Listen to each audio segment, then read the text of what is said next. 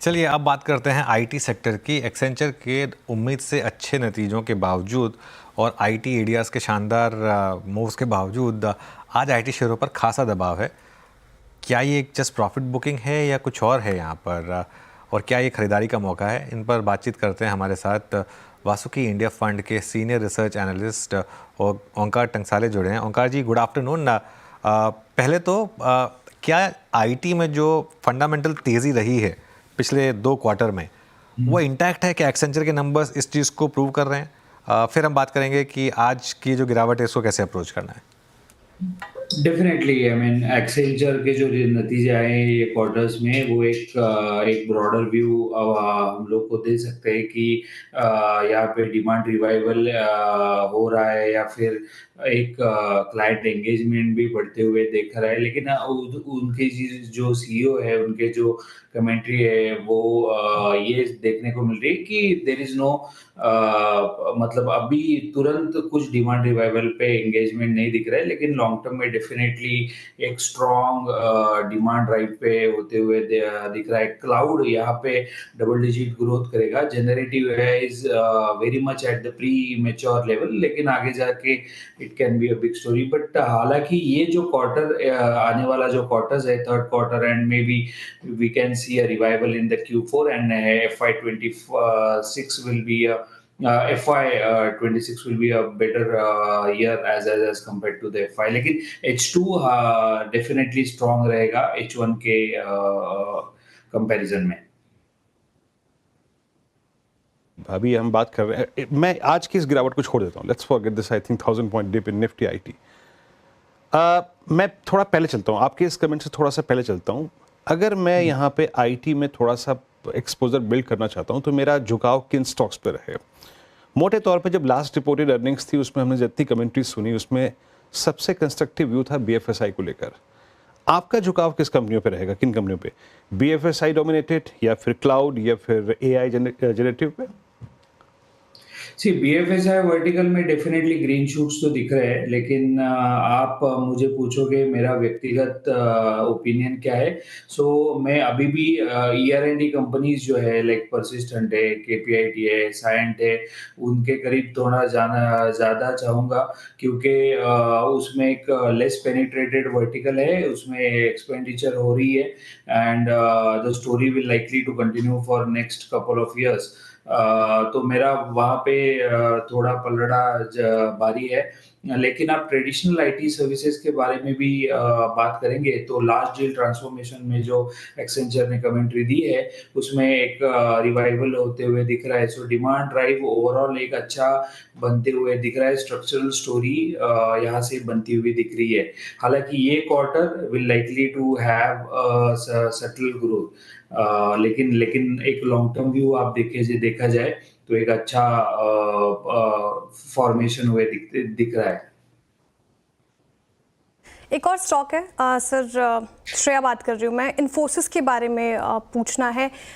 इन्फोसिस में अगर आप देखें तो उसने पिछले 6 महीने में अच्छा खासा रिटर्न दिया है अपने निवेशकों को, 30% का रिटर्न।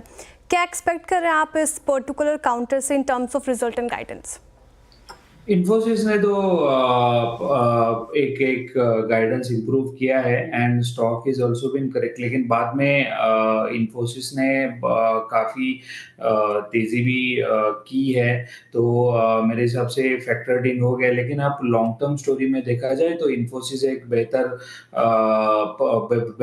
बेट हो सकती है, क्योंकि इन्फोसिस का exposure to discretionary spend is quite higher as compare to the TCS और other large cap IT companies के हिसाब से। लेकिन जब भी डिमांड एक रिवाइवल होगा 4Q FY25 से FY26 तक, तो इन्फोसिस विल भी एक बहुत अच्छा स्टॉक रहेगा as compare to the large cap में। आप क्योंकि उसका डील विंस बहुत अच्छे हैं, companies investing heavily in the cloud transformation and also in generative AI, तो एक अच्छा मोमेंटम एंड अच्छा रेजिलिएंट ग्रोथ आप देख सकते हैं इन्फोसिस में। अच्छा, परसिस्टेंट की बात की आपने। बाकी मिड कैप आईटी में और कौन कौन से स्टॉक्स हैं जो आपको पसंद हैं, और ओवरऑल मिड कैप आईटी के वैल्यूएशंस क्या अब थोड़े से अनकंफर्टेबल लग रहे हैं आपको? डेफिनेटली FY19 से लेके आज तक मिड कैप ने आउट परफॉर्म किया है लार्ज कैप को। इसका कारण ये है कि अजाइल मॉडल पे बहुत सारे अभी क्लाइंट्स काम कर रहे थे, deal size has been reduce, और पिछले 2 साल में जो एक एक अनसर्टेनिटी था उसकी वजह से spending budgets have shrunk. So एक स्मॉल स्मॉल प्रोजेक्ट पे काम कर रहे, तो लो बेस इफेक्ट पे we have mid cap have out perform the large cap.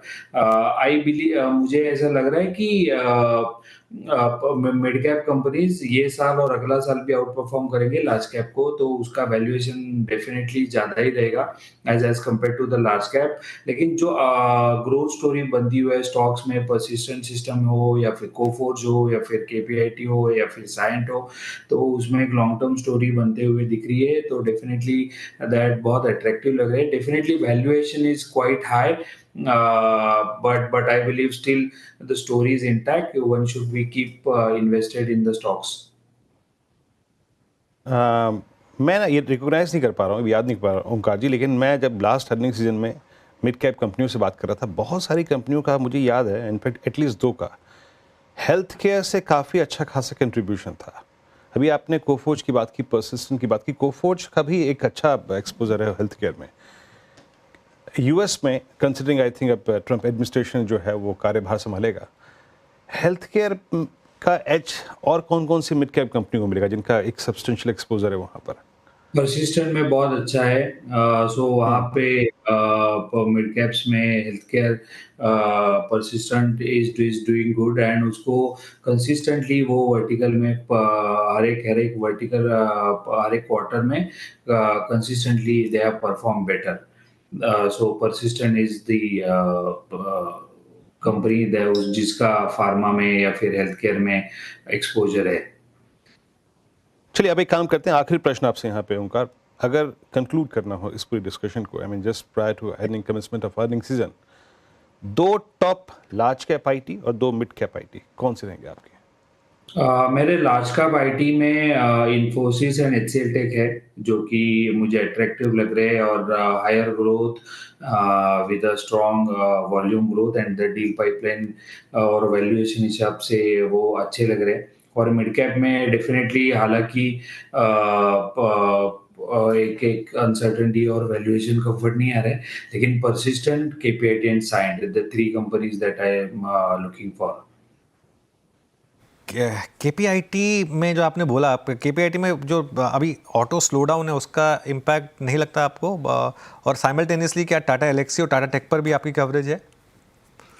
KPIT में ऑटो स्लो डाउन डेफिनेटली रहेगा, लेकिन मेरे हिसाब से उसका डील पाइपलाइन हाई है, डोमेन एक्सपर्टीज है, कस्टमर स्टिकीनेस है, सो डेफिनेटली डिस्क्रिशनरी से स्पेंड में कट्स आ सकते हैं, लेकिन उसका डील पाइपलाइन है, client engagement is deep, and I believe the revenue is going to sustain for next couple of quarters. एक टेम्पररी फेज है, जैसे कि अभी आईटी सर्विसेज में आई थी, लार्ज कैप में बीएफएसआई वर्टिकल थोड़ा सा टेंशन आई थी, लेकिन overall structural story still impact, and I believe जो सॉफ्टवेयर डिफाइंड व्हीकल्स एसडीवी जिसको बोलते हैं, that dependency on these service vendors is quite high as compared to you know the other verticals, क्योंकि प्रोडक्ट डिजाइनिंग और starting से involve होते हैं these vendors, so उसका dependency is quite high. So whenever there will be a revival in the demand side, definitely जाएगा, और जहाँ की slowdown का समय की बात है, sustainability of the revenue is likely to be remain consistent. So I believe कि budgetary cuts आएगा, लेकिन structural story still intact बनते हुए दिख रही है। जी बहुत बहुत शुक्रिया आज हमारे साथ जुड़ने के लिए और हमसे इन सभी टॉपिक्स पर बात करने के लिए। तो क्लियरली इस गिरावट में बाइंग करें, ये एक बेसिकली मूलभूत यहाँ पर एक आंसर निकला। कविता जैन